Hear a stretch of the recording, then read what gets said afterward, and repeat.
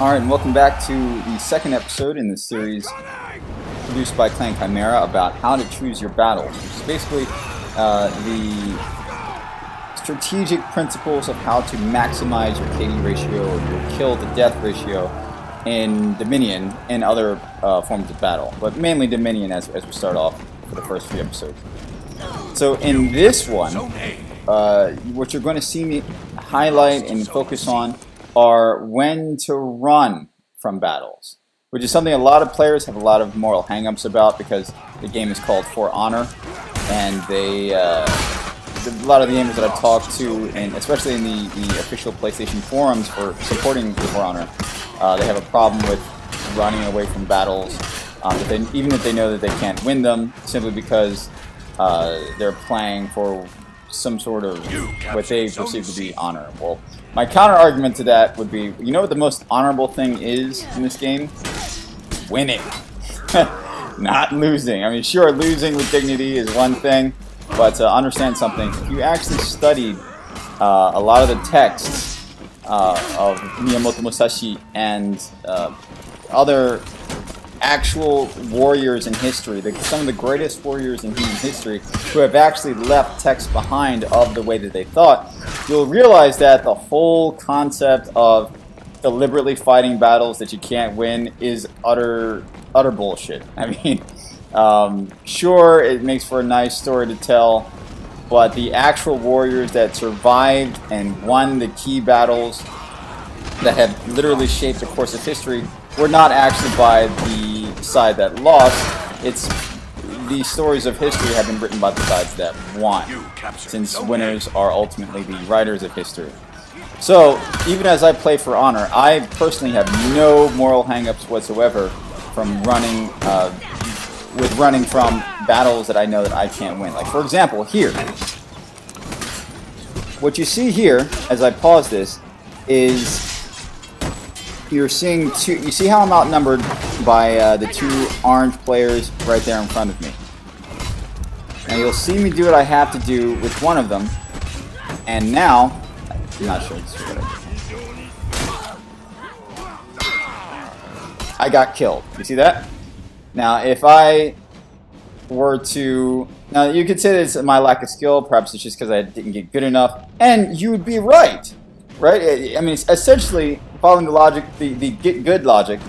If you just focus on your ability to duel completely and utterly, then you could essentially win 1 versus 4s again and again and again if you're good enough. But part of the wisdom that goes with getting good, in the same exact argument, is knowing how good you are and how good you're not, what you can and cannot handle in any given situation. So, with that being said, because I know I'm not good enough to take on most 1v4s or most 1v2s or 1v3s, it would just behoove me to more wisely run away, or to at least reposition myself when I see that I'm about to enter a battle that I know I can't win, or that I'm suddenly outnumbered in a place where I originally wasn't, and you know, just when the odds are utterly not in my favor. So it's a matter of choosing your battles, which is exactly the reason why we titled this series what it is. So as you see, I'm reviving my teammates, making sure that we're together. You always want to make sure part of choosing your battles when you're actually playing battle modes like Dominion is not trying to be a one-man army. Is it possible? If you're good enough at dueling, yes, it's absolutely possible. Every once in a while you might get away with being a one-man army and carry your team. I'm not denying any of that. But as a general rule, especially if you're playing with friends, even if you're not playing with friends, you should always keep a third eye on exactly where your teammates are, and you should focus your efforts on bolstering their efforts together as a team, even if you don't know them. You may not be able to communicate with them if you're playing Dominion alone, without any sort of, you know, if you're not in a party of some sort. But ultimately, you know that your teammates are all, even if you never spoke to them before, you know that you're all virtually working toward the same goal, and that is winning. And you're not going to be doing it. You're going to have a far greater chance of winning if you work together rather than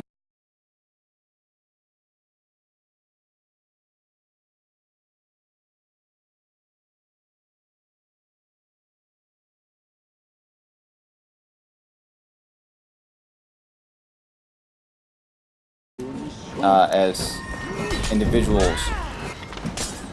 So whenever you're alone playing with the minion, if you're not playing in the minion, if you're not with a team with which you can already you can communicate clearly with them with pre-planned strategies and act accordingly in this way. For instance, in this very video, I'm not playing with any of my clanmates. This is me alone, just playing Dominion as an individual, since none of my other clanmates were online at the time. However, you know that the rest of the teammates on your team, even if you're not a part of the clan, even if you're not a part of a clan, or you're not playing with a friend that you know in real life, you know that everyone has the same ultimate goal, like I said before, and that is to win. So, with that in mind, if your teammates aren't following you, then you should follow your teammates. It's either one of the two. You capture Zone A. Because as you see here, I'm starting to back off.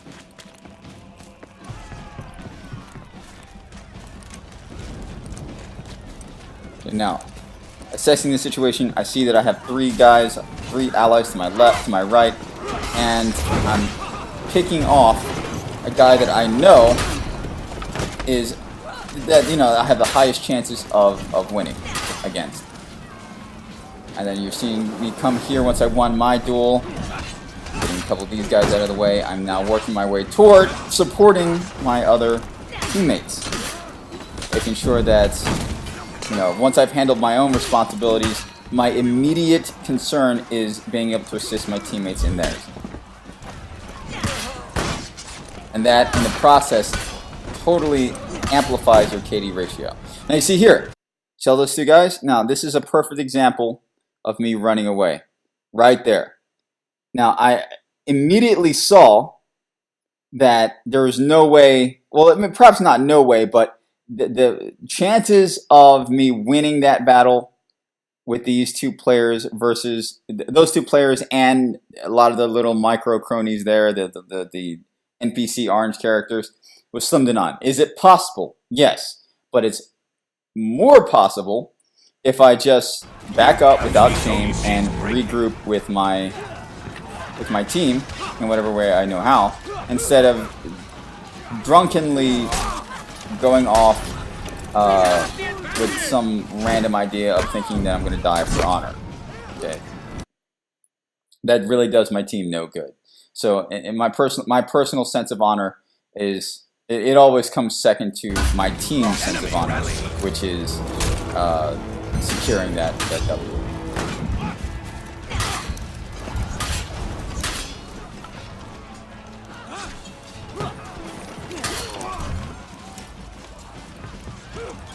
Okay, now you see here. Now what I can see there was that Bravo, or B, B. I use Alpha Bravo. I use the phonetic alphabet. So Bravo, I could already see was being taken care of, and that my opponent, my ally, needed help over here, back at our home base. So that's where I went back and decided to duel.